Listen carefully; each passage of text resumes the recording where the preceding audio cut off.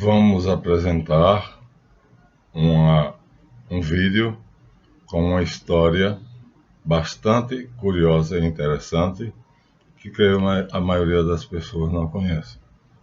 Está no livro de Enoque. Também um livro talvez pouco conhecido. Então, vamos fazer esse vídeo mostrando a primeira rebelião dos anjos. Há duas rebeliões. Uma delas está no Apocalipse de São João e outra está no Apocalipse de Enoque, ou no livro de Enoque. Esta precede a de São João. Portanto, é mais importante porque os anjos aqui tiveram a coragem e a ousadia de desafiar Deus pela primeira vez. Então, vamos agora ao texto.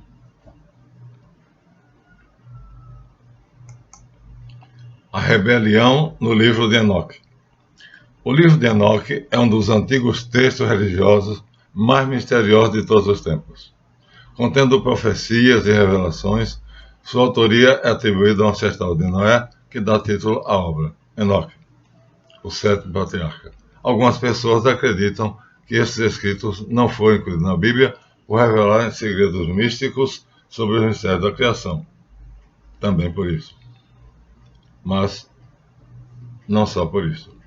A verdade é que a obra apócrifa tem passagens semelhantes na Bíblia Sagrada, o que abre uma possibilidade de não ser um deuterocanônico, mas a sua adoção pelos gnósticos, como outros livros de Nag Hammadi, os malditos da Bíblia. Então, foram encontrados vários e Enoque está entre esses. Aqui, o autor, a editora Mercúrio, nomeou os malditos da Bíblia. São os apócrifos. Então, Enoque foi encontrado junto com esses. Isso fez com que as consequências, vamos dizer assim, que as sanções sofridas pelo livro fossem grandes. Então, essa possibilidade de não ser um deuterocanônico, ou seja, um apócrifo simplesmente, existia, mas a sua adoção pelos gnósticos, como outros livros da Nag Hammadi, aqui nós temos apenas alguns, tem vários, a biblioteca imensa, fez a Igreja de Roma mudar de opinião. Uma coisa é um apócrifo, outra coisa é um livro gnóstico. Uma coisa é um apócrifo, ou deuterocanônico, outra coisa é um livro gnóstico. A gnose foi desde cedo a maior e mais perigosa inimiga do cristianismo nascente, ainda na época apostólica, na primeira e na segunda gerações. O mártir cristão, bispo de Esmirna, uma das cidades citadas nas cartas do Apocalipse de São João, Laodiceia, Esmirna, Tiatira, quando esse bispo, ao encontrar Marcião, o chefe da gnose no seu tempo, o saudou como o filho primogênito de Satanás, São Policarpo de Esmirna. Mártir. Então vocês vejam, é a segunda geração apostólica. Policarpo, bispo de Esmirna, uma das 7 cidades citadas no Apocalipse, como sendo o trono de Satanás, tem como o seu principal habitante Marcião, que é o chefe da gnose no tempo de Policarpo. Então Policarpo o encontra e o saúda como sendo o filho primogênito de Satanás. É a partir dessa ótica que nós vamos ter que entender que o Papa de Roma mandou tirar este livro do cânon bíblico, porque foi um dos livros adotados pelos gnósticos. Marcião é o chefe da gnose. Roma foi, portanto, coerente e seguiu os passos dos apóstolos da primeira e segunda geração. Versão completa do livro de Enoque. Essa é uma versão curta. A única versão completa existente do livro de Enoque é uma tradução etíope de uma versão grega anterior feita na Palestina a partir do hebraico-aramaico, ou seja, a original era aramaico-hebraico, e aí faz-se uma versão grega e essa versão grega sofre uma tradução para o etíope. Esta obra, valiosíssima, traz histórias de anjos caídos, que vai ser abordado neste vídeo, gigantes canibais, a Bíblia completa, no mesmo capítulo, completa com isso, além de revelações sobre o fim do mundo. A primeira parte fala sobre a queda dos anjos, é esta que nós vamos enfocar, que se rebelaram antes do dilúvio, portanto a primeira rebelião.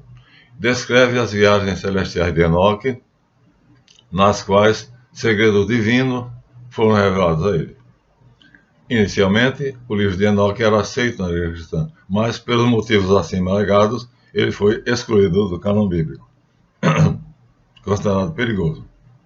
As passagens que apresentam verossimilhança são várias, sendo uma delas a que precede o dilúvio.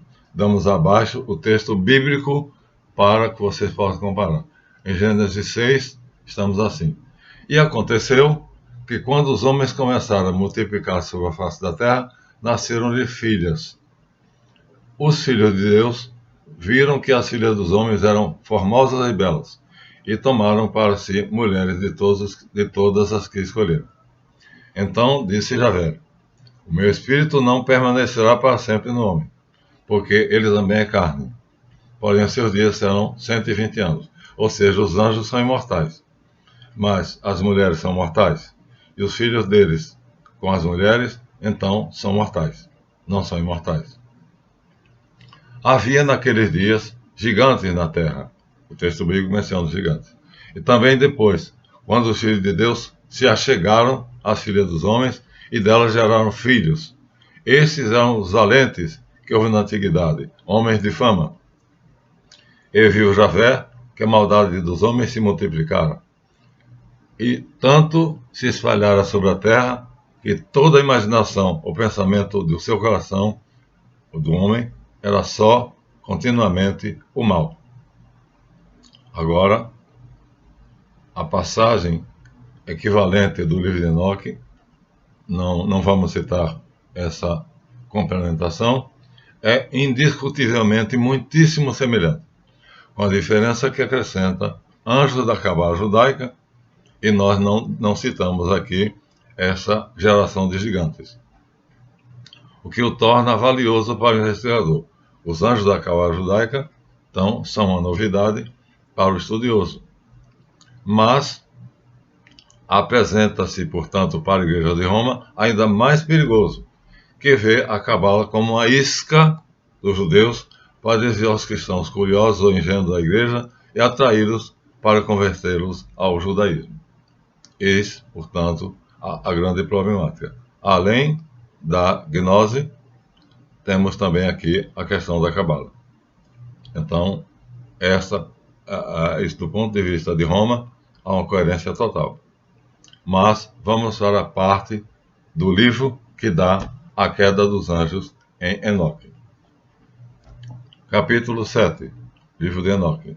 E aconteceu depois que os filhos dos homens se multiplicaram naqueles dias. Nasceram-lhe filhas elegantes e belas, igual. E quando os anjos, os filhos dos céus, viram-nas, enamoraram-se delas, dizendo uns para os outros: vinde, escolhamos para nós esposas da progênie dos homens e geremos filhos. No texto aramaico, já a gnose substitui os filhos do céu por sentinelas. Está no texto aramaico, né? E na caverna de Qumran, caverna 4, segundo a Oxford Press, 1976, página 167. Então, sentinelas em vez de filhos do céu. Já é uma palavra tipicamente gnóstica. Então, continuando, seu líder Samiasa disse-lhes: eu temo que talvez possais indispor-vos na realização deste empreendimento, e que só eu sofrerei por tão grave crime. Ou seja, se arrependam e terminem voltando atrás. Mas eles responderam e disseram: nós todos juramos que nós não mudaremos nossa intenção, mas executaremos nosso empreendimento tal como foi projetado. E amarraram-se, uniram-se por juramentos mútuos. Juraram todos juntos, e todos se amarraram por mútuos juramentos. Seu número total era 200, os quais descendiam de Ardis, ou Aradis, o qual é o topo do Monte Hermon. Quer dizer, é um anjo que gerou todos esses e morava no topo do Monte Hermon, que vai ser o monte onde eles estão agora reunidos. Então, segundo R.H. Charles, no The Book of Enoch, Oxford Clarendon Press, 1893, página 63, então, aqui, nos dias de Jared, e não no Monte Aradis. Então, há aqui traduções diferentes. Continuemos agora. Naquele monte, portanto, foi chamado de Hermon, porque eles tinham jurado sobre ele, e se amarrado por mútuo juramento. Aqui, o mesmo Charles, R.H. Charles, no Book of Enoch, aclara, dizendo que Hermon, ou Monte Hermon, deriva seu nome do hebreu Hedem, quer dizer maldição. Então, o monte passa a ser maldito. Hermon não nos parece, né? Mas, segundo um erudito, um grande erudito, então, vem de Herem, hebraico, que quer dizer maldição. Vamos então agora aos anjos da Cabala. A grande curiosidade dos investigadores e dos cabalistas que propalam saberem coisas e dominarem anjos que são negros, que são capazes de fazer as suas vontades e subverter toda a ordem, como nós estamos vendo agora. Eles estão em plena atividade. Estes são os nomes de seus chefes, diz o texto. Samiasa, que é o seu líder. Uracabarameel, Aquibeel, Tamiel, Ramuel, Danel, Asqueel, Saranquinial, Azael, Armes, Bataal, Anani, Saveb, Sansaveel, Ertael, Turel, Iomaiel, Araziael.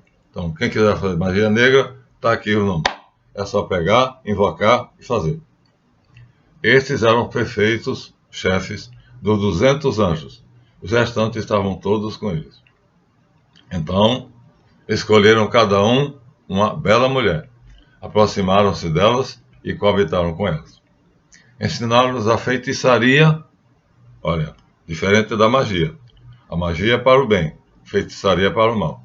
Os encantamentos, que é fazer com que uma pessoa faça o que você quer que ela faça, mesmo contra a vontade dela, isso quebra uma lei cósmica, e as propriedades das raízes das plantas. Seria ou venenos, ou então coisas que fariam os homens serem seduzidos, né? Esse segredo vai tornar a mulher dona de uma ciência que levará o homem à luxúria e a tornará, vamos dizer assim, prostituta, porque ela irá à vaidade excessiva, já que o homem vai se lançar aos pés dela como seu servo, né, como seu devoto. Então, aqui nós temos a primeira, vamos dizer assim, coisa má que os anjos fazem. Então, a mulher, como no paraíso, Eva, aqui é a mulher, quem é o primeiro objeto, né, dos anjos.